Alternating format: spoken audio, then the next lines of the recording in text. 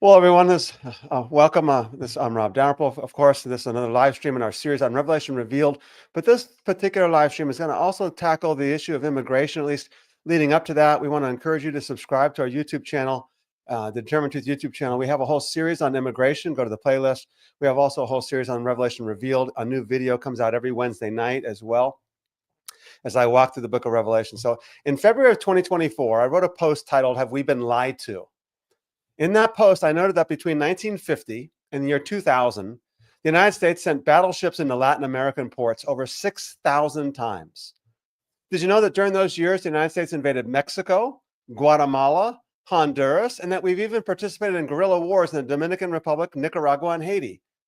Like many Americans, I grew up only vaguely aware of this history. I remember the Iran-Contra affair dominating the news when I was in high school. I just dated myself a little bit. And I assumed that as the media framed it, the United States' involvement in Nicaragua was a noble effort. We were on the good side. After all, we were trying to stop communism. But here's the problem. The justification of communism has been overstated, if not sometimes even outright fabricated. Yeah, there was a real Soviet threat, most notably the Cuban Missile Crisis. But in many cases, the United States used the specter of communism to mask what was really at stake: protecting American corporate and financial interests. Democratically elected leaders who dared, of these Latin American countries, who dared to challenge the United States business dominance or even attempted land reforms were branded as communists and removed, often violently. This history is not just about the past. It often reverberates even into the present, shaping the instability, poverty, and displacement that has fueled waves of migration from Latin America to our southern border. So today I'm pleased to have my colleague, of course, Danny Hall with me. So Danny, thank you for joining us Good again to be and here. welcome. And today we're also going to be joined by a wonderful guest, Professor Kevin Coleman. Dr. Coleman is an associate professor of history at the University of Toronto. His interdisciplinary research explores how photography has shaped the modern political, economic, and visual landscape of Latin America. With a focus on Honduras and the U.S. corporate imperialism, his work investigates how companies like the United Fruit Company use photography to legitimatize their exploitation of land and labor. And how workers, peasants, and communities have responded by creating counter-narratives and reclaiming their visual histories. Dr. Coleman is the author of A Camera in the Garden of Eden, The Self-Forging of a Banana Republic, University of Texas Press. He also wrote and directed the documentary film Stolen Photo, and I'll put a link to that in the show notes after this is over. But he co-produced that with Sanal, I hope I'm saying that right, Kevin, Colombia. The film is about the 1928 massacre of banana workers in Colombia and is being broadcast on public television in Colombia. His scholarship has appeared in journals such as the American Historical Review. He's widely recognized for his innovative use of archival photography to expose the hidden histories of capitalism and violence and resistance in Latin America. So, Kevin, welcome. Thank you for joining us.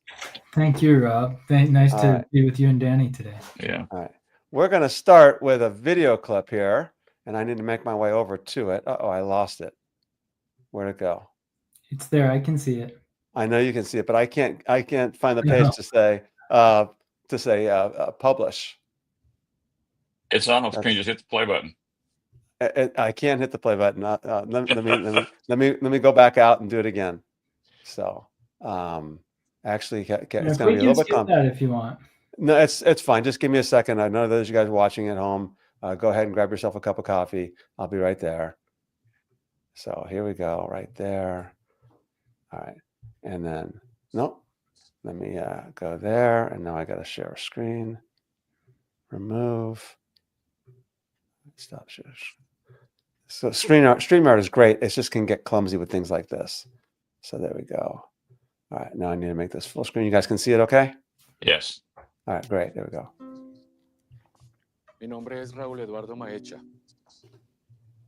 y nací en 1884.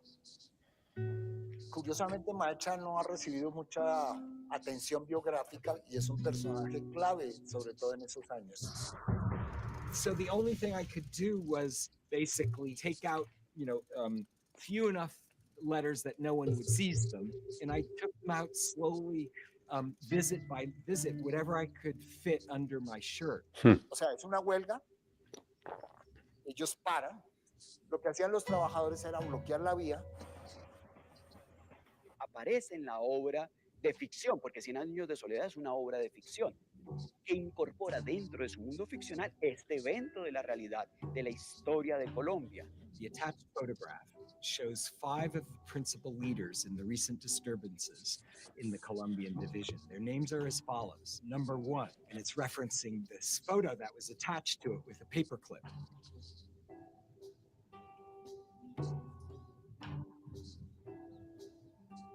Ellos pedían y pedían hasta que dijeron, vámonos a la huelga. Les damos 5 minutos para que se retiren.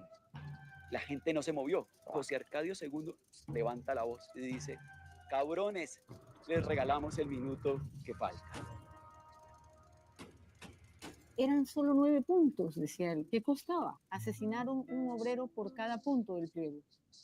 Las personas que aquí mataron, las embarcaron en el mismo ferrocarril, como si fueran racimos de banano. ¿Cuántos había? El número no se sabe exactamente.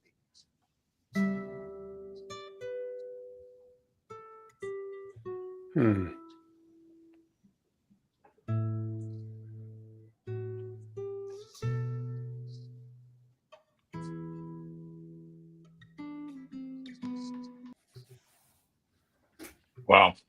It's pretty powerful. Pretty powerful, Kevin.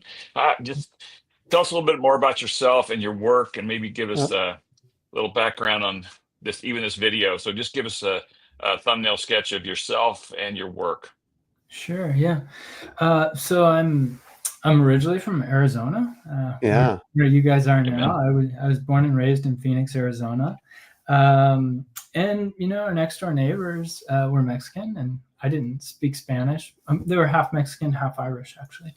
But I realized early on that there was this whole other world that I wanted to know, but didn't really. I took Spanish in high school, and that got me a little. Anyway, I ended up in the Peace Corps, spent about 3 years serving in Honduras. And Honduras is kind of the quintessential banana republic. And I wondered, like, why didn't people rebel against the United States? Why did they let the United States overthrow their government, for instance? And so that led me to say, okay, I want to do a PhD in history. And I ended up doing research on the banana companies in Honduras. And I found these incredible troves of photographs, photographs by a local studio photographer in Honduras who took thousands, literally maybe like 30,000 pictures of banana plantation workers. Wow. And then I sort of contrasted that local studio photographic archive against the official photographic archive that the United Fruit Company donated to Harvard University. And that's some 10,200 pictures. And as you can imagine, the United Fruit Company, so today's Chiquita, everyone has them on their kitchen counter, Chiquita banana, was once the United Fruit Company, right? And it was a very powerful company. And so there was this huge contrast between the official archive at Harvard that the company wanted us to see, and then this unofficial archive of the studio photographer in Honduras that I was working with. And then as I tried to get access to the company archive, so I'm a historian, and historians want to see the original documents that you need to know the truth about what happened. And the one way to do it is to look at the actual records from the time period you're studying. But the fruit company never let us historians in. But then, and you saw a little bit of in the clip you saw there, an anthropologist named Philippe Bourgois was doing field research on the plantations, the United Fruit Company plantations between Panama and Costa Rica in the early 1980s. And he became friends with this Afro-Caribbean, they called him a Wachiman, but basically he was sort of the watchman of the plantation. And he says to this anthropologist, well, you like old documents. There's a warehouse full of them over there. Why don't you take a look? And so this anthropologist goes in, he sees all these internal company records, and he realized that if he didn't sort of protect them, preserve them, the company would destroy them. And he himself had tried to get access to company records too. He had asked politely, he had done all the right things, filling out the paperwork, and the company would never let him see the documents. And so anyway, among those documents that he ended up, if you you could say stealing from the company or liberating from the company, depending upon your perspective, was this document of the 5 workers that led the 1928 strike of banana workers in Colombia. And this is an emblematic moment in Latin American history. So these workers go on strike. And Kevin, can I stop you for a second? Can you fill in a little bit of the historical context for us so we know? Because you start off by saying Banana Republic. Tell us what you mean by that. I don't want to interrupt your flow of thought. But also, you made a comment at the beginning, like you couldn't understand why these people in Honduras didn't revolt against what the United States did. Can you set that? Like, why are these guys going on strike in 1928? What are the conditions that are leading to this? Can you help us with that background? Absolutely. And then we'll circle back to the 28 strike and the 28. Cool. Thank you so much. Yeah, totally. Okay, so let's do a big history quickly. Okay, there you go. All of us who eat bananas today, our ancestors did not eat bananas for the most part. Okay, so they're invented in Southeast Asia. They're developed. And then they make their way through boats and Polynesian islands, etc. Eventually, they make their way to Africa. And then when the Spanish and the Portuguese conquer the Americas, mainly through slaves brought bananas from Africa with them and used this, cultivated many different varieties of bananas for their own sustenance. Okay, people in North America, English-speaking, French-speaking North America, did not consume bananas in the 17th, 18th, 19th centuries because it's a tropical fruit and there was no such thing as refrigerated shipping. And so everyone in North America, like a banana was like a space alien or something. It's something people may have heard of but not seen. Anyhow. So this changes by about the mid 19th century. So 1850s, 60s, 70s. There are smallholders producing bananas in Latin America and the Caribbean. 1870s, 1880s. Around the 1870s, some people from the United States start bringing up bunches of bananas to ports in New Orleans, in Boston, in Baltimore, New York, etc. And they find that people like them. And so they start selling them. Okay. What's not to like with a good banana? Totally. And this is sort of the golden era for what we call for small producers in Latin America. So a small producer is a poquitero, but they have a small parcel of land. They can sell the banana to the buyer and they still own their own land, right? They can still decide who they want to sell to, etc. But then in the 1870s, a guy from the United States named Minor C. Keith goes down to Costa Rica. He makes a deal with the Costa Rican government because the Costa Rican government didn't have enough capital to pay for a railroad from coast to coast. So they traded a 99-year lease and something like 800,000 acres of land for the construction of the railroad. Minor C. Keith says, okay, I'll do it. 4,000 workers die in the process. Many of them he brought over from Jamaica. It was a huge... Who owned the land that they sold off, that they traded? The Costa Rican state did. Okay, so the Costa Rican people. And there's a documentary on this, right? Because isn't there a documentary film on this? Okay, I thought we saw this, but maybe not. Okay. Yeah, and so what I'm trying to transition us from is the era of the smallholder, when the small farmer in Latin America and the Caribbean could own their own land and could sell, to the era of the Banana Republic. And to get from one period to the other, we have this transitional moment when people like Minor C. Keith are acquiring huge tracts of land in Latin America for promises of building railroads. Well, these promises often don't work out. They often turn out, instead of a railroad that goes from one coast to another like this, straight, you get a railroad that goes like this, just through the banana plantations, and it's only useful for putting bananas onto train cars to the ports owned by the United Fruit Company. So the country didn't get what they wanted out of that, which was a railroad linking coast to coast. Exactly. So Honduras made the same trade of it was something like 1 acre on each side of the railroad in squares for each acre or line of railroad built. And the companies found they could get most of the land they wanted, not by connecting the Golfo de Fonseca with the Caribbean coast, but instead weaving snake-like all through the really fertile flatlands on the north coast of Honduras. Oh man, that's insidious. And so they entrap them, they indebt the countries too. These are 99-year leases, or sometimes it's a full-on, these foreigners, people from the United States, end up owning that land. And so through a complicated, basically, you're getting increased demand for bananas in North America, right? Because they're bringing them up. And then they're starting to, these people like Minor C. Keith, and then there are others that we can talk about, Samuel Zemerai and others. They end up acquiring the land too. So what happens to the small producers? They're pushed off their land and they're converted from owners of their own property into wage laborers, where the only means of survival is to work for low wages on those plantations. Owned by American companies. Owned by American companies. And there were two big ones. The one was, it started as the Boston Fruit Company, but it eventually became the United Fruit Company, and then Chiquita, that we all know so well. And the other was the Standard Fruit Company, and that one was based not in Boston, but in New Orleans. And that one became, from the Standard Fruit Company, it became Dole Fruit that we all know today. Yeah.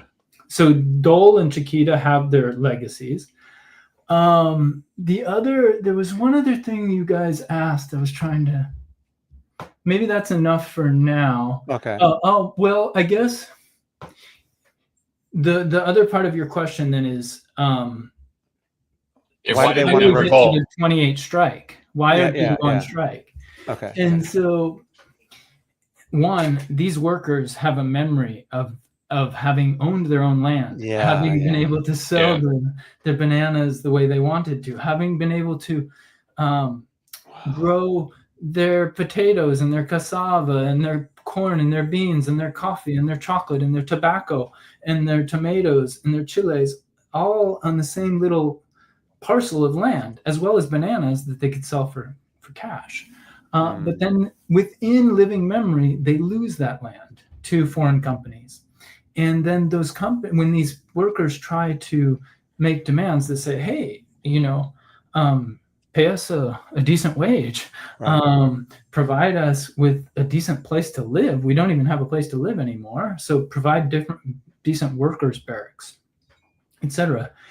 If the company didn't like it, and if the president of a country started to enforce the actual laws on the books in these countries, the company would hire mercenaries. And this is not an exaggeration, but people like Eric Prince today, there were those kinds of mercenaries back in the early 20th century who they could put them, and they could go from New Orleans with a couple of boats full of machine guns and ammunition, etc., and quickly overthrow the government of Honduras.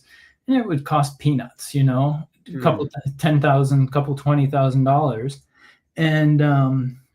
And then they would put in a more pliant president who would do the bidding of the companies. So that's how we get this notion of banana republics, where the country is actually less powerful than the foreign company operating. Right. Yeah. Right. Yeah. Okay. So then, that leads to colonial development. Sorry, Danny. That leads to why you said, I'm sorry, go ahead. I'm just, that's classic colonial development. I mean, that's been all over the world and different, where it's more economically driven than politically driven on the front end, and then the economics overwhelms the politics, and the exploitation happens. And that's happened all over the world by different empires. That's kind of the point of these sessions, is to point out the nature of empire and how it operates. So this is classic example of empirical colonial work. So, and the thing is, you're right. It's funny. You never hear this in history. No. It's never taught. It's never taught in normal history classes or anything. Yeah, the victors write the history books, right, Danny? Oh, yeah, absolutely. We're speaking to a PhD historian, but okay. So that leads to the 1928 story that you were telling us, then, right? Have you set that up? Yeah. So this 1928 strike in Colombia is one example it's a particularly dramatic example, but basically The Colombian Constitution guaranteed workers certain rights. The workers in November 1928 come up with a list of 9 demands, and they give it to the company. Their 9 demands are based on laws already on the books in Colombia. So their basic demand was not revolution and we want to establish some dictatorship of the proletariat. No, it's the opposite. They were making modest demands that said, follow the law. Like that was their radical demand was this company, all it has to do is follow the law. That's the radical demand. Anyhow, the company, and these were modest demands, like instead of paying us in script that we can only use in the company-owned stores. Oh, no. Oh, yeah. We want to be paid in cash so then we can choose where to spend our money. So those are the kinds of demands they were making. We want to be treated not as subcontractors that you can later say you owe nothing to. We want to be treated as employees of the company because we are effectively working as employees of the United Fruit Company. But the company, to avoid following the laws in Colombia, would subcontract their labor. And they could always say, oh, no, we didn't know about that. That was because we hired somebody who has these unjust labor practices to get these guys working on our plantations. So anyway, those were the demands they made. Treat us as employees, because we're employees. Pay us in cash, not in script, etc. The company refused to negotiate. And the picture that you guys saw in that trailer of the 5 guys, it's a classic studio photograph, right? They're wearing neckties. One guy has a pen in his breast pocket of his suit. It's it's in the studio, the infinite space of that classic backdrop. They're very dignified. They look serious.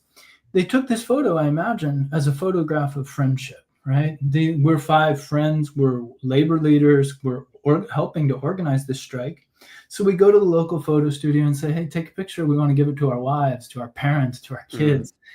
But the company ends up getting that photograph and using it for today what we would call facial recognition, for surveillance, to identify these workers and then kill them if it can.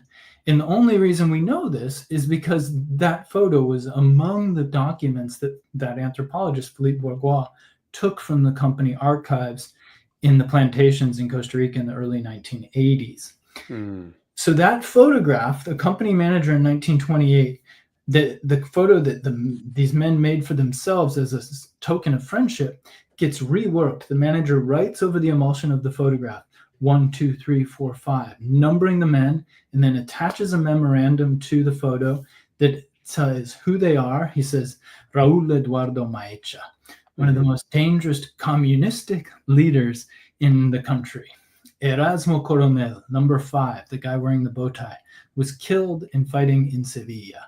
Pedro M. del Rio is now serving 14 years in a penitentiary, etc.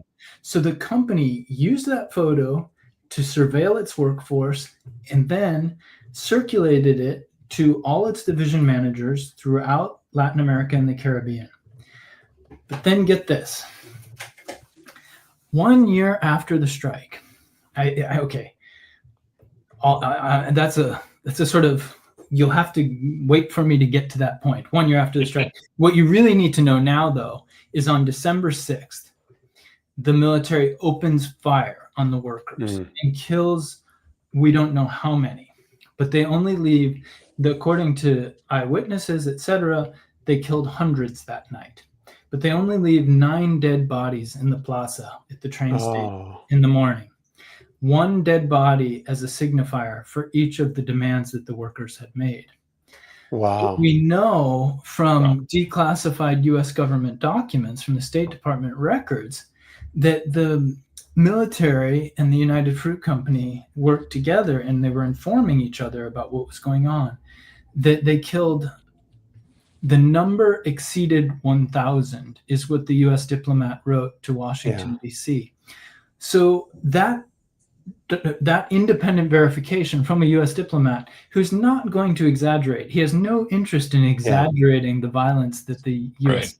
company and the proxy military force committed.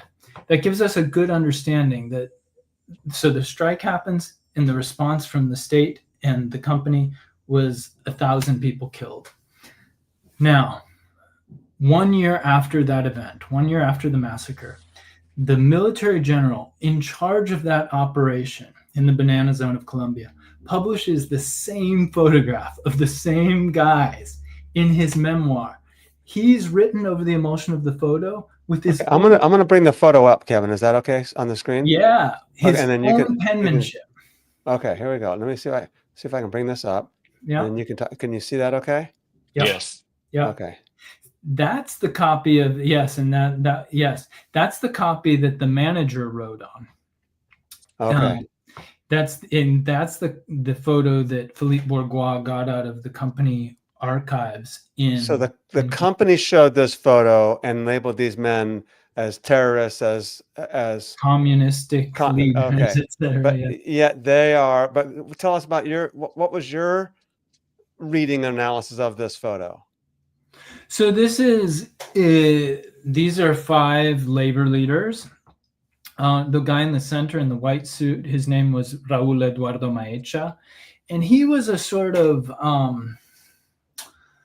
like a rural farmer type guy, a kind of organic intellectual. He was inspired by socialist ideas.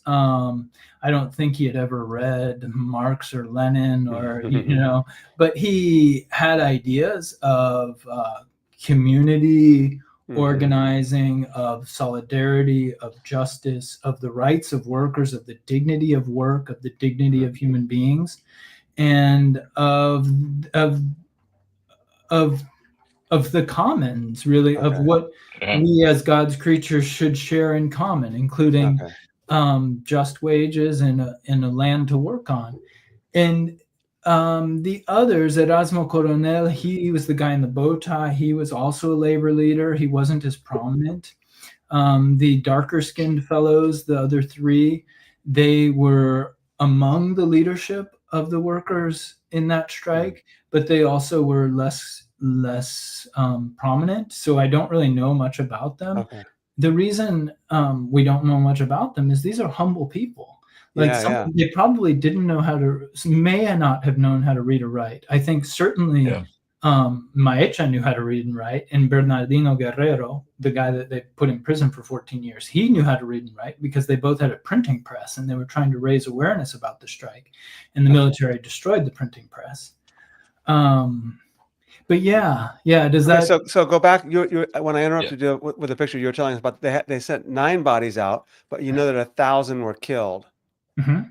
So were you going to add to that? So what the point I was trying to make, and this is surprising, is the company manager had that photograph, but the military general in charge of the operation publishes the same exact photograph in his memoir in 1929, but the penmanship is different. He also wrote over the emulsion. The names correspond exactly to the same people, but the order is different. So what my hypothesis is, both men, Thomas Bradshaw, the manager of the company in Santa Marta, and Carlos Cortés Vargas, the military general in charge of the operation, had the same photo and used it to surveil, identify, and knock out these workers. And the only and then this photo happens to escape from their archive that never wanted us to see it. And here, what do you think, guys? Like, does this photo appear in the Harvard collection? When Harvard donates 10,200 pictures, when United Fruit Company donates 10,200 pictures to Harvard University, do they include this one of the 5? No, right. Yeah, it's going to mark them out. Okay. Hey, let's show the Chiquita clip that you wanted me to show here, and then we'll go back to the questions here. Let me go ahead. Stop screen share. It's a little clumsy on this technology. Let's see, Chiquita. I got 2 of them queued up. The one that I already had queued up, and then this one. So let's. Can you see that? Okay. Mm-hmm. Yeah. Okay. Oops.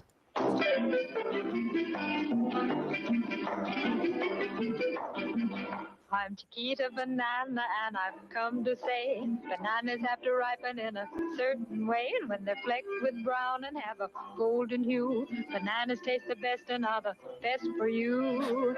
You can put them in a salad. Green? No, not yet, my dear. That greenish way you're looking means that you are ripe for cooking. How about me? Oh, when you are fully ripe, my dear, those little flecks of brown appear. You're most digestible, my friend. Delicious too from end to end. You can put them in a pie, any way you want to eat them. It's impossible to beat them. But bananas like the climate of the very, very tropical equator. So you should never put bananas in the refrigerator. Bananas are a solid food that doctors now include in baby's diet. And since they are so good for baby, I think we all should try it. Oh! See? Oh, all right. Okay, you guys saw that, okay? That was on the screen. Oh, yeah. Yes. All right, excellent. And that was one of the most successful advertising campaigns in the early 20th century. Goodness. It's so successful that Dancing Banana, that they called Chiquita Banana, that eventually by the 1970s, United Fruit will try to change its image from the United Fruit Company, which is associated with awful things at this point, the 1928 massacre, the 1954 overthrow of the democratically elected president of Guatemala, and rebrand itself as Chiquita, because that was something that people loved. Okay, so tell us a little bit more then about how U.S. imperialism really has played a role in all of this, and how it leads to us to the present day crisis that we see in some of these Central and Latin American countries. Yeah. Okay, so the United Fruit Company and the Standard Fruit Company acquired these vast tracts of land and acquired power over these local governments with the support of the United States government. Only for a period during the Good Neighbor policy did the U.S. government stop sort of demanding at the barrel of a gun what it wanted in these countries and started respecting the sovereignty of these countries. But for pretty much the rest of the period from 1880s through to the present, the United States dictated what had to be done in these countries, and often that was in support of companies like the United Fruit Company. One classic example is the 1954 overthrow of the president of Guatemala, Jacobo Arbenz. He was democratically elected. He succeeded another democratically elected president, Arevalo, and he in 54 said, so there's this problem of landlessness in Central America, and the United Fruit Company was sitting on tens of thousands of acres of land. But by landless, you mean available land to the average person? What do you mean by landlessness? Yeah.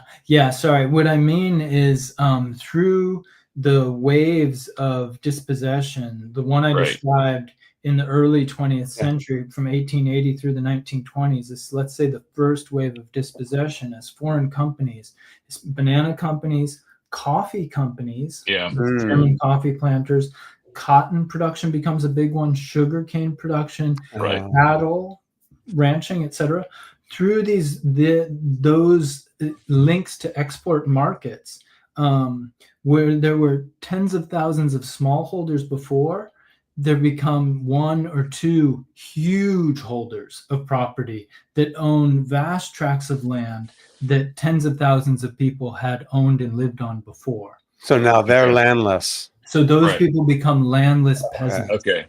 And this, I guess, thank you for the question, because this answers much more directly Rob's question about the present day crisis of immigration. But these people are essentially ejected out of their societies. And then in the first wave of dispossession, most of them can gain wage employment back through on the banana plantations or the coffee plantations. But it's, of course, a very inferior form of life than the ones that their parents had enjoyed, or even they had enjoyed. Right. And then there's a second wave in about the 50s, 60s, and 70s, when there's another commodity boom, of agro-export boom, and there's more dispossession of smallholders. And so these subsistence farmers get pushed off their land. A cattle rancher then owns all of huge tracts of land.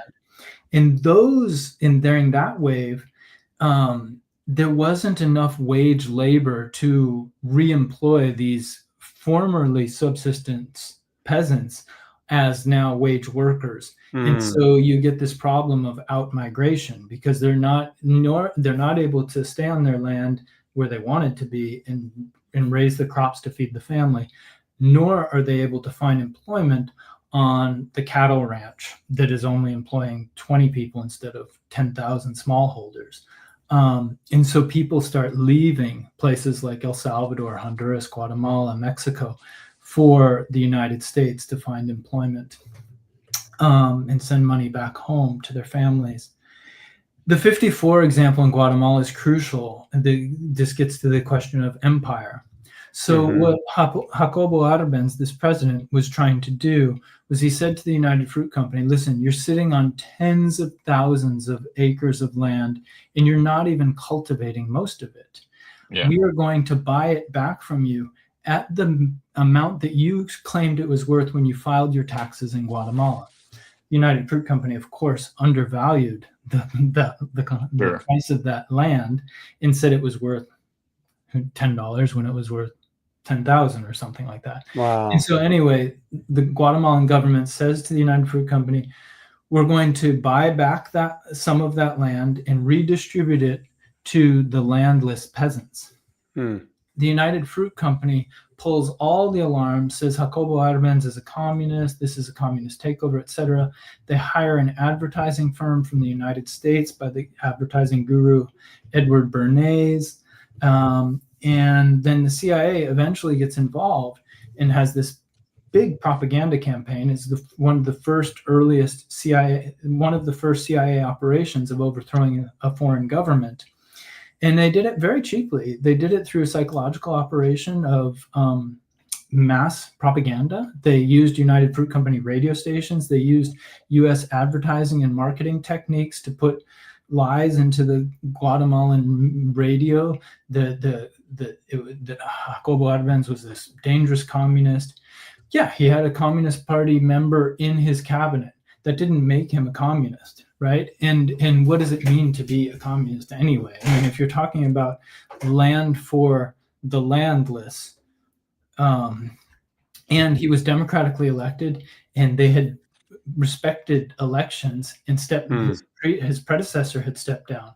And this is not something you could say about any of the U.S. dictators that the United States had kept in power in Guatemala and Honduras and these other countries for decades and decades.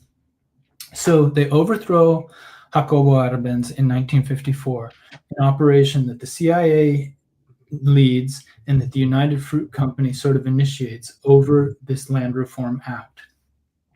That initiates a 42-year civil war that was absolutely brutal. And the U.S. backed the counterinsurgency operation and throughout. And there's no way to exaggerate the level of horror that our government participated in, and with support from, I'm sorry to say, from conservative evangelicals in the United States. The pro-life. How was they complicit in that? Just to make sure. Yeah, clear. please. Yeah. So one of the most dangerous dictators in Guatemala during this that the U.S. backed was Efraín Ríos Montt. He was a Pentecostal. He says he was saving Guatemala and Christian civilization. The Reagan administration backed him 100%. Wow. In the entire time. The Pat Robertson, the Yeah. majority, they used their mailing networks, their television networks, their radio networks, their fundraising, the White House, Congress. Every time journalists were trying to investigate these killings, and these were brutal killings. So US-backed counterinsurgency forces would go into a village.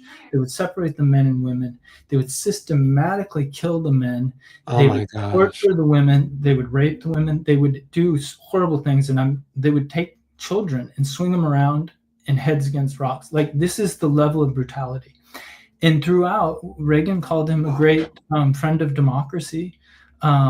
A pro-life group from the United States celebrated the assassination of Oscar Romero by giving the intellectual author of the assassination, a guy named Roberto D'Aubuisson, a prize for defending freedom in a special dinner in Congress. So they were very much complicit, very much agents in this repression.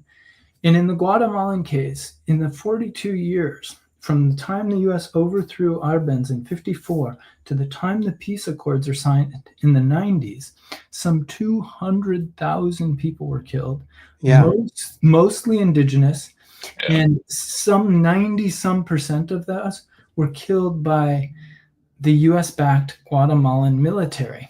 That military was funded by the U.S. and probably armed by the U.S.? That's correct. Yeah. Okay. In the early 2000s, Kevin. Because in the early 2000s, I spent a week in the East Shield Triangle up in the mountains of Guatemala, and in the little church in the village where we were, they had a list of all the men who had disappeared from their city. It was a pretty sobering thing to be on the ground and kind of talk to some of the older generational people there that had lived through a lot of that. And again, it's just part of history that we have no clear understanding of what actually went on. So this is, it's really atrocious. Wow. And the way it was justified to us here in the States was, this is our battle against communism. Yep. And you're saying, well, there may have been people that had ideologies that maybe you could label communist, but there really wasn't any Russian or Soviet or imperial incursions into this part of the world. Is that correct? Or the foreign intervention was primarily from the United States. Some of the guerrillas would get training in Cuba, which was being propped up by the Soviet Union. By the Soviets, yeah. Right. So they would go to Cuba maybe for 6 months, get some training in guerrilla warfare, maybe get some old weapons from Cuba or from the Eastern Bloc. But the Soviet Union did not want to get involved in Latin America. They really saw it as the US's sphere of influence, the US's backyard, and tried to, especially after the Cuban Missile Crisis, the Soviet Union really did try to stay out of Latin America in that regard. And there's also, these guerrilla movements were supported by the people, by the populations, because these dictatorships, you have to remember that these people had tried every democratic way of organizing. They had made demands, they had voted, they had gone on strike, they had marched in the streets, they had protested, they had written letters, they had done everything. And each time the state would repress them harder and would stay in control through brute force rather than the consent of the governed. And those states couldn't survive for 5 minutes without the United States pumping enormous amounts of guns and ammunition and dollars into them. If the United States had just turned off the tap of military assistance, these countries, the democratic demands of the people would have been met. The dictatorships would have fallen, and then democracies would have emerged, and then those democracies would have had to, negotiate with their populations to meet some of their demands, like free and fair elections, like a decent place to live and work, and that the companies shouldn't have more power, foreign companies shouldn't have more power than the citizens of those countries. Right, right. But because that didn't happen, people fled. There was a huge out-migration from Central America into the United States. Really, by the 1980s, it just starts accelerating dramatically. So Wow. I wonder, Kevin, just before we run out of time here, maybe give us a quick summary of what you think are the most important things for us to take away and to understand from all of this, and maybe anything else we haven't touched yet, but just sort of give us, we've kind of hit a lot of different themes. If you had to leave one message or one set of ideas that you want us to make sure we understand, could you just kind of give us a summary of that? And but again, it's been eye-opening and such an important conversation. So maybe you could just sort of give us a summary of that, so we can make sure we're taking away the most salient points.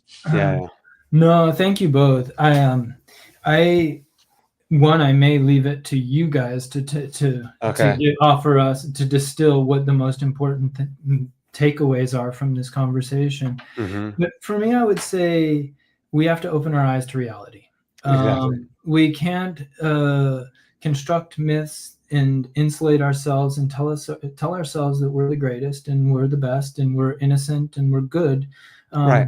Even the humble banana has a history, and even the humble banana links us to the people who produce it in the land where it's produced. And we need to know, I know that you both are interested in migration, also in what's going on in Gaza. The U.S. is supplying the bombs. The U.S. is vetoing every United Nations resolution to stop the genocide in Gaza. We, as U.S. citizens, I'm a U.S. citizen as well, even though I live and work in Canada now. We have a moral responsibility to open our eyes, to look at reality, to stop with the self-satisfying myths. And if one is a practicing Christian, you have to see. You have to see reality. You have to judge, and then you have to act in some ways to make it better, to make the situation better. And as citizens of the most powerful country on earth, what we do and what we omit doing has enormous repercussions around the world. I'm assuming, Kevin, that you're familiar with Smedley Butler's little book called War is a Racket. No, I don't know the book. Oh, you serious? Oh, you got it. It's Danny, have you read it? Yeah, I've read a summary of it. I've read the whole book. You pointed out to me. Major General Smedley Butler, turn of the century, 1900s, 1800s, 1900s. He wrote a book called War is a Racket, and he says, I was a racketeer for capitalism. He said, I helped in the raping of half a dozen Central American republics for the benefit of Wall Street. The record of racketeering is long. Looking back on it, I feel that I could have given Al Capone a few hints. The best he could do was to operate his racket in 3 cities. We Marines operated on 3 continents. I helped make Honduras right for the American fruit companies in 1903. I helped in the raping of half a dozen Central American republics for the benefit of Wall Street. I helped purify Nicaragua from the International Banking House of the Brown Brothers in 1909 and 1912. I brought to light the Dominican Republic for American sugar interests in 1916. I helped make Haiti and Cuba a decent place for the National City Bank boys to collect revenues in. I mean, when he retired, he's like, I worked for American corporations. I didn't work for the U.S. Marines. Wow. It's just like, so... Kevin, thank you so much for your work. I'm sure it's hard for you to say, okay, wait a minute, how do I make aware of what's going on? Because what I see, Kevin, is so much of we are so content with the comfort, pleasures, and power and goods and commodities that all this raping of Central American and Latin American countries gives to us. That we don't look at them as like, oh, sorry, I didn't know that you did that. And as we said before, the victors write the history. So I can imagine that you feel a burden in your historical history classes as a professor, say, there's another story we need to hear. No, and thank you both. I mean, I was curious to hear. I know you've thought a lot about the Book of Revelation, and I don't know if it's okay if I ask you, like, sure. What do you see any resonance? Yes, this is exactly what's going on. So for the sake of our audience, so I'm doing a series of videos right now called Revelation Revealed. They're pre-recorded videos. They go live every Wednesday night. They're about 15 minutes, 6 to 15 minutes long. And it's walking through key parts of the book of Revelation to just simply say, what was the writer of Revelation, John, trying to tell his churches then? And how does that apply to us today? In particular, to the issues of immigration, the war in Gaza, American court, the big, beautiful tax bill you may not have heard of in Canada, but this whole idea of saving taxes and no taxes on the wealthy, but we're going to cut services for the poor, and saying, wait a minute. So what I see in a quick nutshell is that Revelation is saying the danger to the church. So what I think, Kevin, is that Jesus was trying to give an economy, a world that created equity and justice for everybody. It doesn't mean that there's no rich or poor, but it means that everybody has what they need. This Jubilee economy that the biblical text talks about. In the Old Testament saying, there should be no poor among you. The book of Deuteronomy says that. There should be no poor among you.